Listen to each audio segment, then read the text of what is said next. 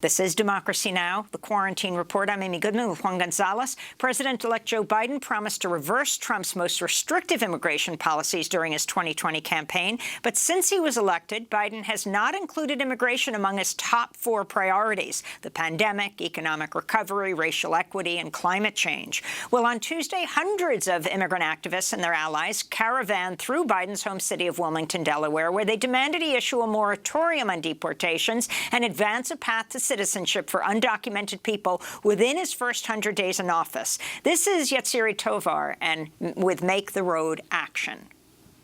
We are in Rodney Square, and this is in Wilmington, Delaware. And the reason why we chose to be here is because this is where President-elect Biden is living right now. And so what better way to make sure that our voices are being heard than coming down to his hometown. And we're coming down from 7 different states, all from the East Coast, all the way over here to his home, to making sure that, he doesn't forget our communities, doesn't forget the promises that he said that he was going to deliver on during his campaign trail. We're just weeks away from inauguration. President-elect Biden sent a letter to the organizers of the event, writing, quote, "The work of realizing our shared vision is before us. The good and necessary work that will lead to an immigration system that's fair, humane, and that reflects our values as a nation of immigrants," he wrote. Caravanners also stopped at Hudson County Jail in New Jersey, not far from the Bergen County Jail. Both jails contract with ICE, Immigration Customs Enforcement, to hold immigrants who have civil immigration cases, not criminal charges. Over the weekend, police fired smoke grenades at a solitary rally outside the Bergen County Jail where they arrested 9 people.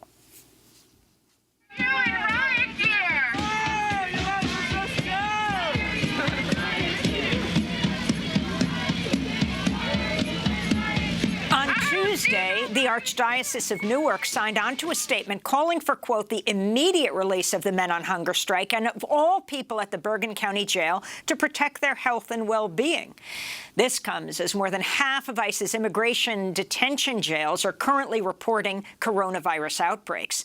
On Tuesday, protesters also gathered outside the Northwest Detention Center run by GEO Group in Tacoma, Washington, where another detainee there tested positive for the coronavirus that causes COVID-19, bringing the number up to at least 22. In this recording from inside the ICE jail from December 10th, you can hear a guard telling people detained in the same dorm that they'll be separated into individual cells. This is Captain Leroy Portillo. Listen very carefully. Everybody's going to be going to the same dorm. The only difference is that you're going to be going into individual cells. Each person is going to be in their own cell, only while we quarantine, you understand? It is a precaution you need to take to protect the life and health of each person here. It is very important. If you don't, you are at risk in here, because someone has tested positive, and they're still here. The Northwest Detention Center is run by the private prison company GEO Group, which issued a statement that it's, quote, "taken extensive measures to ensure the health and safety of those in our care and our employees who are on the front lines making daily sacrifices at the center," they said. ICE also reported a contract pharmacy technician had become the 8th worker at the jail to test positive. For more, we go to Seattle, where we're joined by Maru Mora Villalpando, co-founder of La Resistencia. She is herself undocumented. Also with us, Manuel Abrego. He is head of La Resistencia's phone support system for people held in the Tacoma ICE Processing Center. He was released from there in 2018 after being held in solitary confinement for 8 months for going on a hunger strike. Both Maru and Manuel are featured in a new report in the Progressive magazine headlined "Hunger for Justice," written by Democracy Now! Co-news director Renee Feltz. Welcome both to Democracy Now! Maru, let's begin with you. Explain what's going on in this jail and where you are in Tacoma and what you're demanding.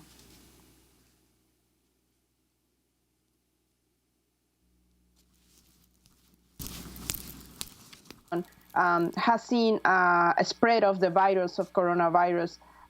We have seen since October and November the spreading of the virus, not only for people in detention, but even employees, both of GEO and ICE. We know that information thanks to the people in detention that has reached out to us and given us this information. in this way pressuring ICE to actually release information to the public and to a judge, because there's some pending litigation. What we know right now in Tacoma is that we finally have confirmation of at least one person that while in detention, while in quarantine, tested positive. ICE kept arguing that the only people with COVID in detention were those that they brought from mostly Department of Correction, custody, other prisons either here in Washington or Oregon. They were saying that they were able to contain the virus, and this proves it's not true, this latest case. Also, the fact that guards and employees of ICE are bringing in the virus, they're testing positive and yet coming to work. We just learned last night that some people that were working in the kitchen were asked not to come to work, because remember, they get paid $1 a day, to not go back to the kitchen because it seemed that they have been in contact with somebody else detained, or possibly an employee that has tested positive for COVID-19.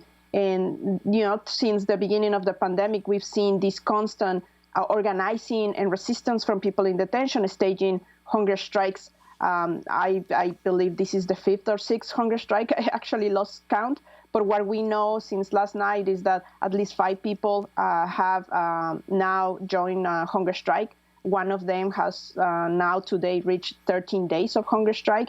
And he actually messaged us last night saying that he's being harassed by the medical staff, saying if he continues his hunger strike while in medical isolation, he will be losing his case. It will have an impact on his immigration case, and he will lose and get deported. And Maru, could you talk about how ICE releases people, including there was a man they released this past Friday night at 9 p.m. in the evening? Could you talk about how they deal with these cases? This is very unique. We have never seen such a thing. We've been doing this for such a long time, and we know that ICE releases people. They get them ready. They call them to an area that is called intake, sometimes around 11 in the morning or so, and they spend there some hours. And around 3 to 7 p.m., people get released throughout the afternoon, early evening. Yet, last Friday, somebody texted me in the middle of the night, close to midnight, but I didn't see the text until Saturday morning, because we actually had to drive somebody to the airport very early to also go home. He had also been released on Friday. They actually were in the same pod. So I was able to go pick him up Saturday morning at 7 in the morning outside the Northwest Detention Center. It was 34 degrees. He had spent the night outside the detention center in a tent that was set up for an organization that welcomes people as they get released from detention, and they give them clothing and that sort of thing. And because of COVID, they set up a tent because they cannot have people inside an RV they have set up there. So he literally spent the night inside the tent. And when I arrived to pick him up, it was extremely cold. He was wearing only a sweater. He was not wearing a mask. This was total retaliation because he had been organizing. He had been supporting other people. He had been helping other people file documents to get released. And this is just ridiculous that ICE will release somebody so late at night knowing there's nobody out there. The detention center is in nowhere. There's no bus stations. There's nothing. It's a dead end. It's an industrial zone. This guy came from Alaska. He had no idea where he was. He got lucky that his cell phone worked so he can reach me. And in the morning, I was able to pick him up. And what's the response of ICE to those who do attempt to either go on hunger strike or organize within the detention centers? Immediate retaliation. Right now, we've seen that a lot of people have stopped eating, not because they're on hunger strike. It's just because they don't want to eat the food. The things are getting so bad in the detention center that they are told immediately, so you're not eating, then you're going to go to the hall, which is, the way people know the solitary confinement. So what people have told us is that they literally go and grab the tray from the food cart, and they just put the tray back just to make sure that ICE doesn't think that they're on hunger strike, yet they're not eating. But people are afraid, definitely afraid. I want to bring Manuel Abrego into this conversation. You have firsthand experience of being in the hole of solitary confinement. I mean, these are civil jails. The crimes being charged are some kind of violation of immigration status. And here you were put in the solitary confinement for 8 months. What is it like there? And what are you hearing now that you've been released because of national outcry about how you were held from the people you're taking calls from? So the cells are small cells, they're like 9 by 12. So you don't have anything in there.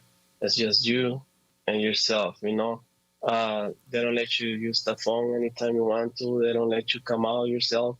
It's like 23 hours a day you are in that cell just for complaining or protesting for what you believe is wrong, So they also give you the right to protest, in ICE rules. They say, okay, you can protest, you can participate on a hunger strike if you don't, if you don't think that, if you think that your rights are being violated. They give you the right to do that, but at the same time, they take it away from you because they put you in segregation and they scare you with that, And Manuel, we have about a minute left, but could you talk about what you're hearing on the hotline from people who are still in that Northwest Detention Center? Yeah, they're all scared of being in there right now because of COVID. And also, when they get quarantined, they put you in segregation. It's like segregation. You go in there and they don't have no contact with anyone. So we are their voice outside. And yeah, it's like they getting punished for everything that's going on, with the COVID and for their hunger strikes and everything. So they all worry. They don't even want to eat because they think they're going to get infected if someone is in the kitchen infected. We just got news yesterday also that someone in the kitchen tested positive for COVID. So that's what's going on in there right now. And Maru, in the last 30 seconds that we have, could you talk about what you hope President-elect Biden does when he gets inaugurated on these detention centers? He cannot keep using us, Latinx and immigrants, as a political prop. He needs to deliver. We expect him to do, in his first 100 days, a moratorium on all deportations. And that doesn't mean keeping people sitting in detention while deportations don't happen. He needs to create a process to release absolutely every one of the detention centers, shut down all detention centers, not only the private ones, begin a process for abolishing ICE, so we can also go into a process of healing, which means reparations for absolutely everybody that's been in detention and has been suffering the cruelty of ICE and ICE detention. We want to thank you both for joining us. And, of course, we're going to continue to cover this issue. Maru Mora Villalpando and Manuel Abrego are with the immigrant rights group La Resistencia in Seattle, Washington. And a happy birthday to our Democracy Now! Co-news director, Renee Feltz. Democracy Now! Is produced with Renee Feltz, Mike Burke, Dina Guzder, Libby Rainey, Nermeen Sheikh, Maria Teresena, Carla Wills, Tammy Warrenoff, Tarina Nandura, Sam Alcoff, Tamery Astudio, John Hamilton, Robbie Karen, Honey Massoud, and Adriano Contreras. Our general manager is Julie Crosby. Special thanks to Becca Staley, Miriam Barnard, Paul Powell, Mike DeFilippo, Miguel Noguera, Hugh Grand, Dennis Moynihan, David Prude, and Dennis McCormick. Stay safe. Wear a mask. I'm Amy Goodman with Juan Gonzalez.